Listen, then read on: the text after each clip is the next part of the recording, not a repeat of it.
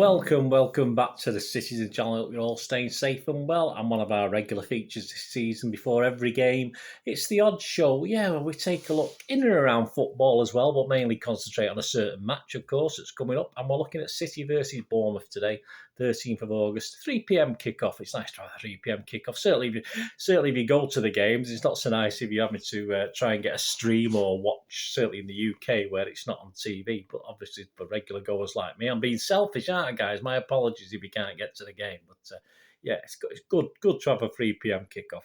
Match day 2, of course, of the 22-23 season. And the Odds Show. So when the fun stops, please be gamble aware. Only ever bet what you can afford. Will I be personally putting anything on this week? No, I'm a bit tight at the moment, guys. So I've looked for the value. Hopefully, you have having a little flutter and you've got a little bit of spare cash. As I say, be prepared to lose it and come up with some little value and some bets of interest on this match and the Premier League in general, as well as it being one of the early ones of the season. And all prices today, please, as I said, be gamble aware, are as at the 9th of August 2022. And all decisions and all judgment made is at that stage without knowing particularly, obviously, the finished lineup for the match and stuff like that. But obviously, if there are any injuries, as at this point in time, I'm not aware of any. So we've got a full squad apart from Laporte to pick from, as far as I know. Yeah, so interesting. Let's have a look at some of the general Premier League odds before we kick in with the match odds. First manager to get the boot, that's interesting. Lampard's 4-1. He's the favourite to get the boot. No surprise after that first start, but we'll see. Hasenhüttl, yeah, I've got a Southampton fan at work who isn't overly impressed with Mr. Hasenhüttl. He's had his time now. He should be on his way, so that doesn't surprise me. Rodgers is 8-1. Again, of someone... Leicester fan on Twitter sort of agreed with that he might be one of the first to go. And a bit longer odds, obviously, the Bournemouth manager, Scott Parker, who's 12-1. And, of course, Pep is alongside Klopp as far as the bookies are concerned at 66-1 to be the first manager to get the boot. The other interesting thing, of course, at this stage in the season is top goal scorer. Of course, Haaland is way and above head and shoulders like he's his players above everyone else at the moment. You can get 6-4 with 365, but that's the best you can do. And generally, he's 11-8. And then you have to go down to 5-1 for Salah, 7-1 for Kane, 10-1 for Nunez, who's being compared, obviously, as the potential top scorer. Jesus is 14-1. That's an interesting one. Sterling is 50-1, 50-1. And Alvarez, yeah, game time's going to be a problem, isn't it, guys? Early doors, anyway. He might suddenly start playing more if Pep lets out the reins, if you like.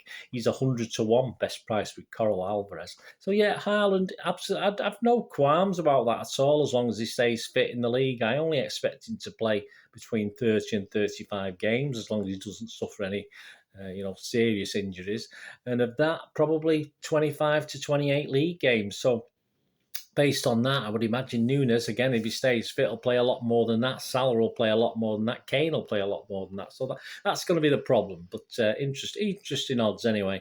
Odds for the title, yeah, we've come in slightly. So we've gone worse from last week. Obviously, we were one league game played. So we've come in now to 4-7 on. Not a lot of value in that. Liverpool's gone out a little bit. I think they were 3-1, but you can get 16-5 now. Yeah, so after game 1, all the bookies are already running for cover. Spurs are 14-1, who are currently top the league, of course, on goal difference. And Chelsea, who've bought every man and his dog, they're 16-1. Interesting enough, if you look at Bournemouth, odds for relegation, as you'd expect, the 3 promoted teams are the firm favourites. Bournemouth are 4-6 with Paddy Power to go down. Forest are 11-10 and Fulham are 2-1. If you look at some of the guys who've been there for a season or two, the Saints, Southampton are 23-10 with Paddy Power, and Leeds, Everton and Brentford, you can't split those guys. They're all about 11-4 if you shop around. Right, there you go. That's the general odds. Let me know, guys, if you're having a little flutter on the season. Say it's one of those bets you put on and forget about, isn't it? And hopefully it comes right 9, 10, 11 months down the line, however long this season goes on for. I wouldn't mind seeing odds for the third part 1 of the season, actually. That would have been interesting. There might be some there. I've not had a look, but that would have been funny, wouldn't it? Right, on to match day 2, City versus Bournemouth. And my starting 11, please. check out my preview show, which is will be done a day or two after this for more in-depth reasoning. I'll just give you my basic 11, so don't shoot the messenger. I've come up with reasoned arguments and plus points and minus points for all these players. So my starting 11: Edison, Cancelo, Diaz, Stones, Ake, Rodri, KDB, Gundogan, Foden, Haaland, and Mahrez. There you go. So that could cause consternation, but we've got a small squad, so it's not as difficult as you think these days to predict a team. Okay, so just 2 changes there to the West Ham game. If we get 8 or 9 of those right on Saturday, I'll be well happy. Right, the match odds themselves against Bournemouth, as you'd expect, very restrictive for City fans. If you're a keen Bournemouth fan and fancy a little 50p on your team, they're all well and good. City are 1-16 on best price, so I think we can get that one, can't we? A draw is 12-1. Even that looks a bit iffy, doesn't it? But hey, for a Bournemouth fan, why not? And Bournemouth are 40-1, 40-1, so a bit of value for the old Cherry fans there, that's for sure. And first goal scorer, I've only really looked. You've got to look at Haaland, haven't you? I'm sure. As I say, I'm fairly sure he's playing. He's going to be 9-4 with Sky's the best price, which is okay. But they're not taking any chances. But more interesting, perhaps, is KDB because. Is he going to be more an assist monster this year than a scoring monster? That's the thing with KDB, isn't it? But I saw at West Ham, he's willing to have a go. He's not always going to look for Haaland or somebody else. He gets in and around that box. I expect KDB to have a goal. So 13-2 with Sky is fair enough. Is pretty good. And of course, Palace's top scorer last season and should be Palace. Where have we got Palace from? Bournemouth's top scorer last season. It's because it's Solanke. I was just thinking of a Palace as a Palace player. Solanke.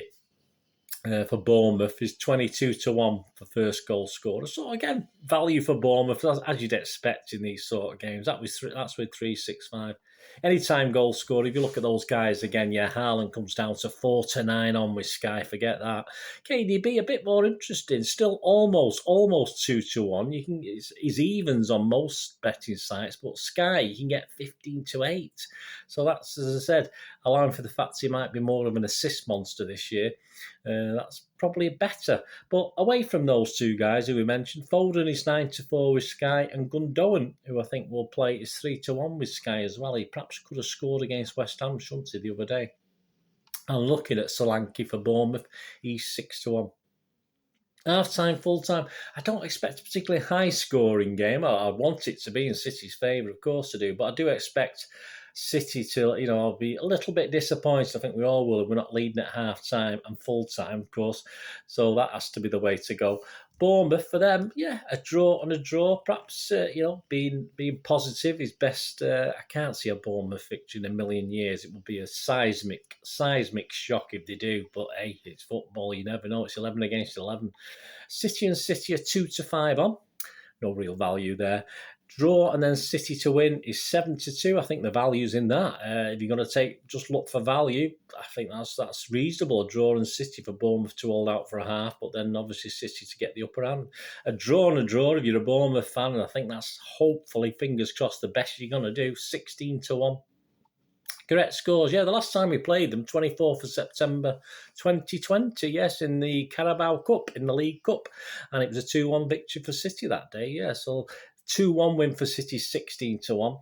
If you look at the value bets for me, 2-0 and 3-0, I think, are the value bets. Of course, I'd love a 4-0, 5-0, but all respect to Bournemouth, I'm not going to go for that. I think City will be controlled in this as they were against West Ham. So 2-0 is 11-2 on Bet365, and a 3-0 is 5-1 on Bet365. You want to push it to 4-0. There's nothing wrong with 13-2 generally. And if you think Bournemouth will score, say we did the 2-1 a minute ago, didn't we? But a 3-1 is 14-1 and a 4-1 is 18-1. Handicap, Bournemouth +3, Bournemouth +4. I can't see anything other than that, can you? And Bournemouth +3, you can get odds against. If you stick 3 on Bournemouth, 11-10. That's okay, but not the greatest value. +4, 4-9 on, so even less. So there's not a lot of value in the handicap, I don't think.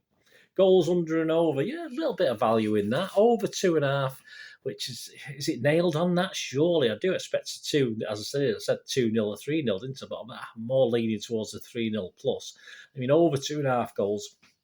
It's just 2 to 5 on with Hills, so not a great deal of value, but better value at evens. You've got over 3.5, and that's with Hills. So if you go on Hills, you can get over 3.5 goals. You can get evens on that, so at least not too. Wouldn't mind seeing 11 to 10, a little bit more than that, 5 to 4, but that's the best you're gonna get.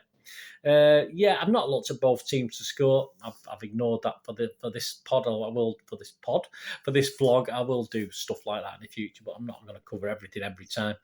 Winning margin I've gone on to next, which is for 2-goal winning margin with Sky 10 to 3, a 3-goal winning margin. Perfectly respectable. Dutch possibilities, of course, 2 and 3-goal winning margins, but that's also 10 to 3. You can get that with Bet365, and a 4+ winning margin, which is the favourite, actually. That's more favoured than 2 and 3. You can get 4+ at 21 to 10. So the bookies are expecting a bit of a hammering. I'm not particularly, in all fairness. As I say, I think City, certainly if it's warm like it is today, I think City will be happy with a 3 or something like that. But more the merrier for us guys, isn't it? Finally, yeah, just had a quick look, just as a guest punt this time, where I wouldn't normally look at this, to score a penalty. How about that? How about score a penalty? Why not? If Haaland's on the pitch and we can win penalties. 2 to 1 with Bet365. I think that's pretty good, don't you? Anyway, guys, that's it. Let me know your thoughts and bets, of course. Please check out the preview show as well, so you get a bit more information on my decision making for my City starting 11, stuff like that. And of course, tune back in. I think it'll be Sunday this week for the full match report and the player ratings. I'll try and get the player ratings out Saturday night after I get back from the game. But obviously the match report, I'm going to try and watch it back again at home and do that either on the Sunday or the Monday. So the talking point, which includes match report on the Sunday or the Monday.